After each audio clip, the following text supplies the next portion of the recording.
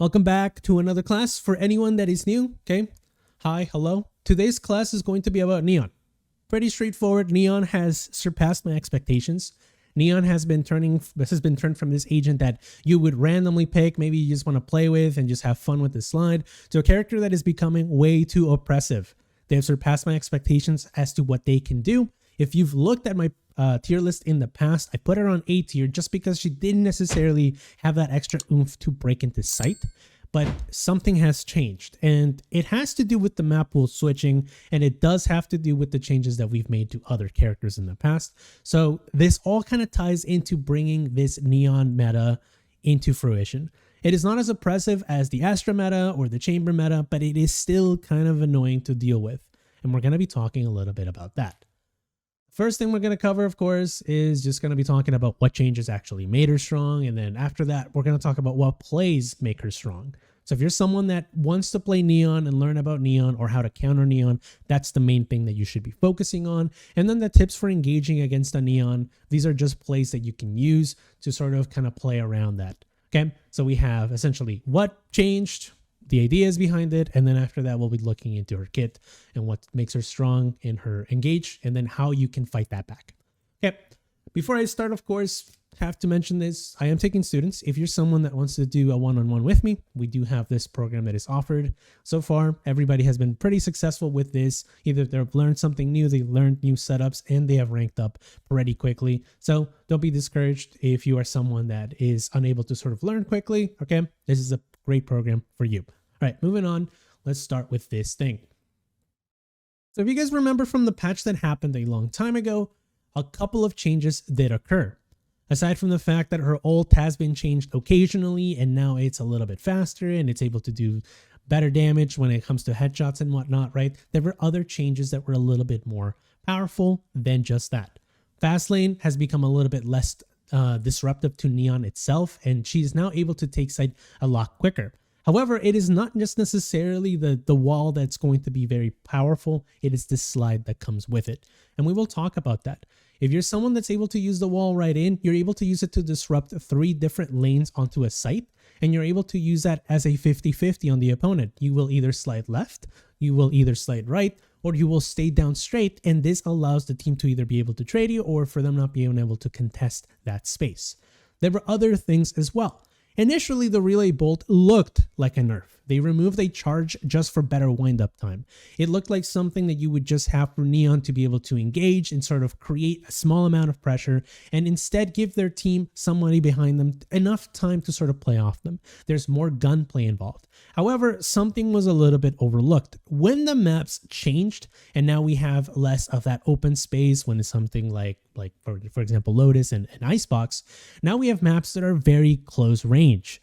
And what that means is that a relay bolt, it has a massive radius, and its fast wind-up time and stun window makes it super strong for Neon to just throw in there and get kills with. It is one of the strongest parts of her kit and is one of the main reasons why opponents are going to have a hard time dealing with her. You may feel like your sensitivity is too slow to deal with this slide, but the relay bolt is the majority of her play. However, she only gets one, and she needs to pick that fight properly.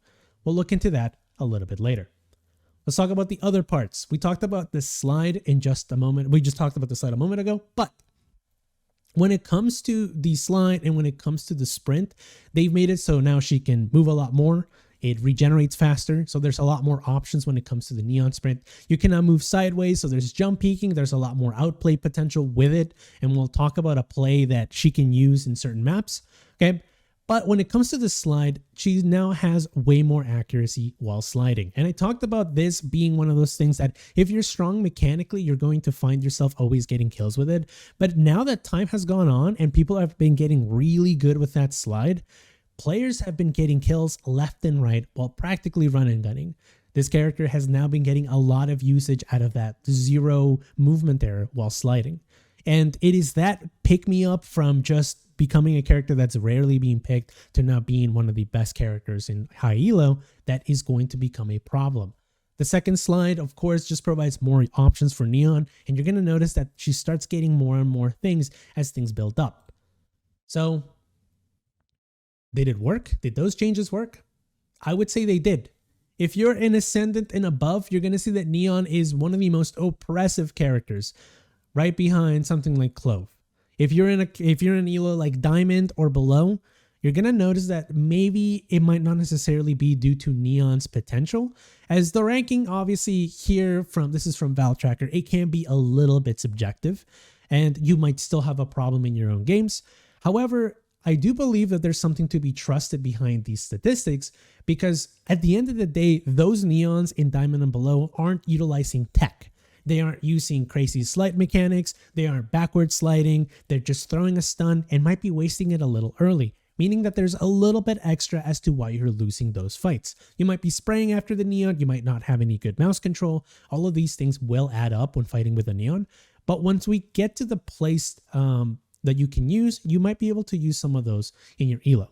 So don't worry too much about that if you feel as though you're not really feeling represented by the fact that Neon is not strong, quote unquote, by the statistics. There's a lot of reasons as to why Neon has skyrocketed. Okay, she's now become one of the stronger characters in terms of being a duelist. You even see that Jet and Rain are not even being picked due to the fact that not only have Cypher nerfs slowly been becoming a little bit more normal, there's been some indirect Cypher nerfs. For example, we've been seeing that some of the maps, for example, Sunset, have been changed, so he's not as strong. And some of the maps that are around that, Cypher could play are not as strong as before. Because they changed his trip and because there's been some indirect changes around the maps, Neon is looking a little bit stronger. Not to mention that other characters have been changed that slightly indirectly nerf Cypher or buff Neon. For example, you can look at something like the changes that Sky has had. Now you can use something like Fade instead, and now you can break those trips with it. Sova is still really used, and then you have other things like, for example, Gecko, who is still getting buffs to this day, right? So looking at all of those things, that makes Neon a prime candidate to being able to push. Now that we understand that she is super strong, what do we do about it? Let's talk about the first thing that makes her strong. She can run and gun, she can stun, she can get easy kills. Start from the very beginning. If she can provide pressure down a lane, she will. Okay. One of the main things that you need to start paying attention to are chokes. If you're someone that likes to contest early and there's a Neon, always pay attention to how you're playing around the choke. The Neon doesn't need to have a lineup in order to properly get you. A simple relay bolt that just hits a wall that's like this covers the entire choke. And if you actually get hit by that thing, which is an incredibly fast windup time, less than a second, by the way, you're going to get hit. Meaning that in order for you to counter these plays, you need to have somebody on lock trying to help you out, or you need to have somebody being able to trade you. And this is why it becomes a problem when you're playing around chokes. Playing against a Neon is not necessarily difficult, but if you trap yourself and always pick the defensive option, you will lose. Aside from the fact that her slide is very easily cancelable into other things, pay attention to how you're playing against these chokes. Number 2. When you're playing against a Neon, her slide entry and relay bolt combos make her a very strong contender for things such as eco rounds. You can give her a shotgun of any kind, you can give her a Bucky, you can give her a Judge, you can give her a shorty of any kind, right? You can give her these types of things and she will still be strong. Not to mention that her ult is also really good at maintaining an economy because she's now able to use it to regain slide charges.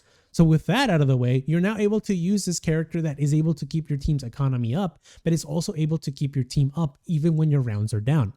With that out of the way, make sure you're paying attention to close range weaponry areas such as, for example, Garage on Haven. You can look at things like, for example, the top of ramps if you're playing something like Split. These are just examples that you can look at, and make sure that you're paying attention to how close range the areas are and how close you are playing with walls. After all, you need to be paying close attention to how this relay bolt might hit. If you're someone that has a really hard time dealing with Neon in these oppressive areas, then I suggest that try to find someone that can, or leave these areas vacant and use information instead. For example, you can use something like a KJ turret as a good way to sort of fight this. Okay. The trick is that she will combine her utility, and in order for you to fight that, you pretty much have to be trying to deal with her from maybe farther away. You want to keep some distance between you and her. Okay.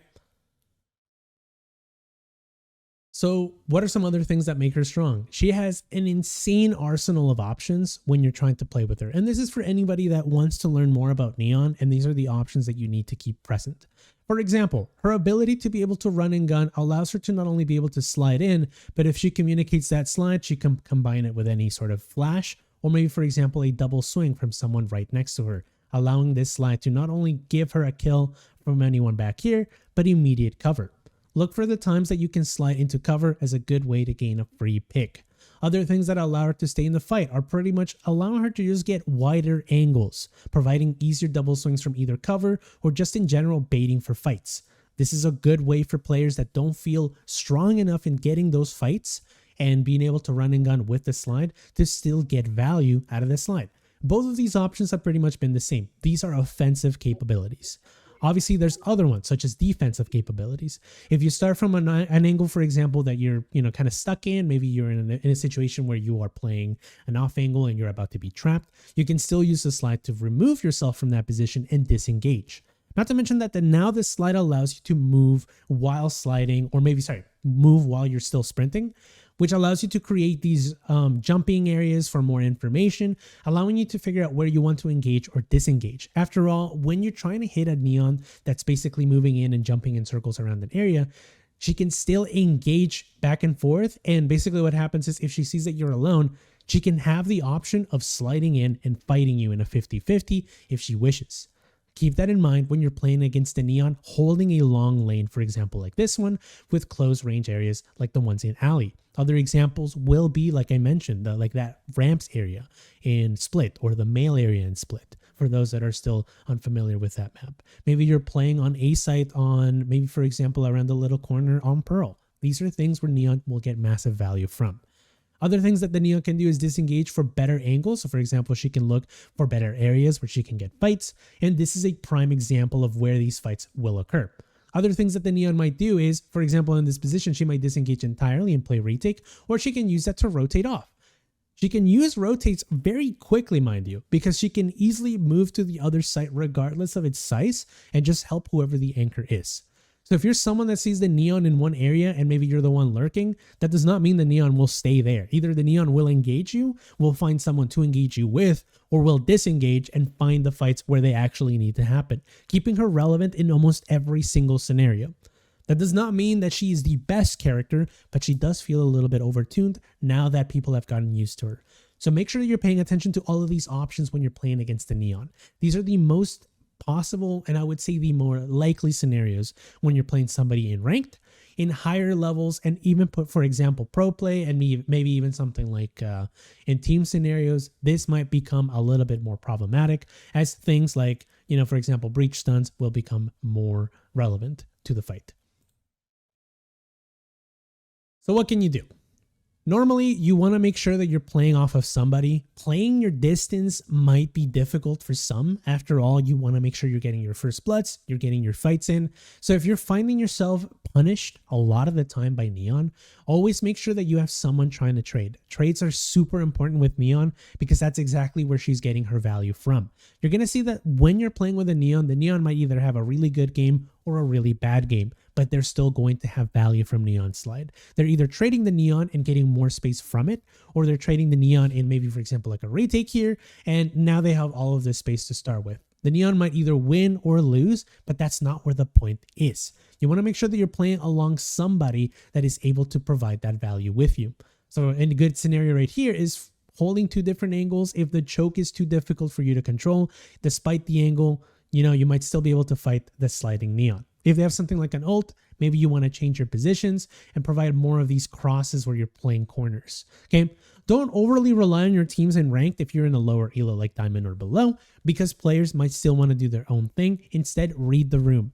Things like playing off angles and finding locations where the opponent is less likely to go for the stun is more beneficial for fighting the Neon. So a good example would be right here or right here, where the Neon is going to try to stun these locations and they might not get this area right here.